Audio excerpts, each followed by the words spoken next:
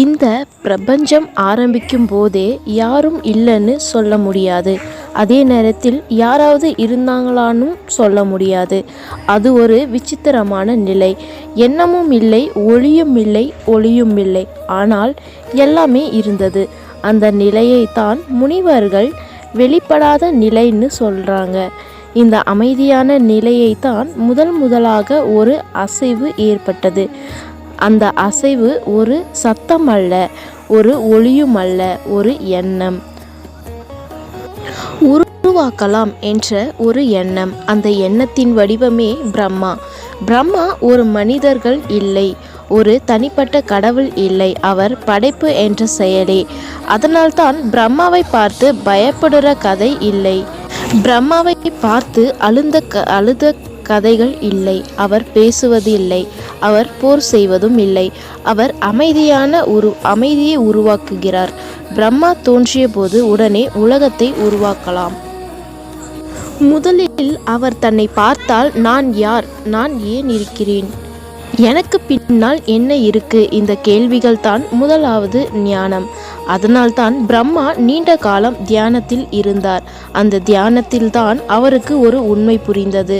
நான் தனியாக இல்லை. அந்த உண்மையில் பெயர்தான் விஷ்ணு. விஷ்ணு என்றால் ஒரு உருவம் மட்டும் அல்ல.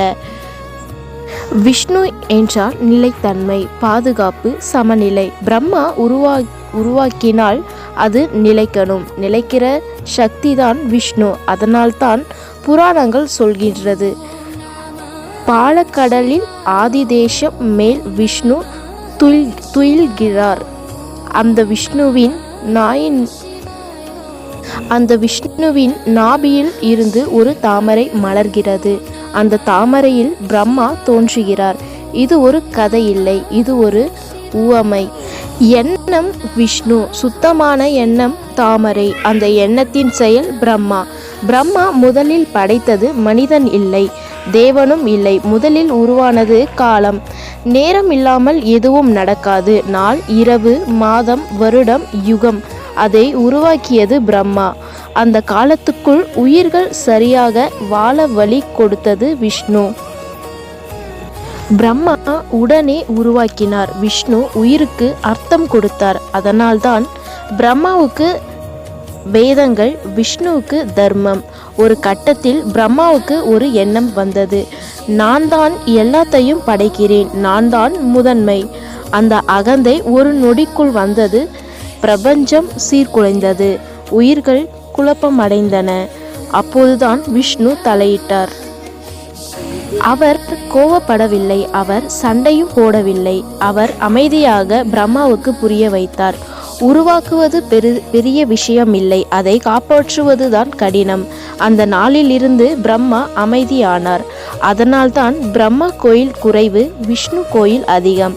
ஏனென்றால் மனிதனை உருவாக்குவதை விட பாதுகாப்பே அதிகமாக தேவைப்படுகின்றன.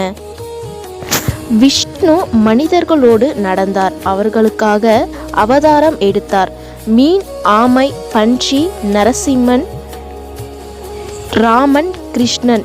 ஒவ்வொரு அவதாரமும் ஒரு சமநிலையை திரும்ப கொடுத்து வந்தது. பிரம்மா பின்னால் நின்றார், விஷ்ணு முன்னால் நடந்தார். இதுதான் பிரபஞ்ச ஒழுக்கம்.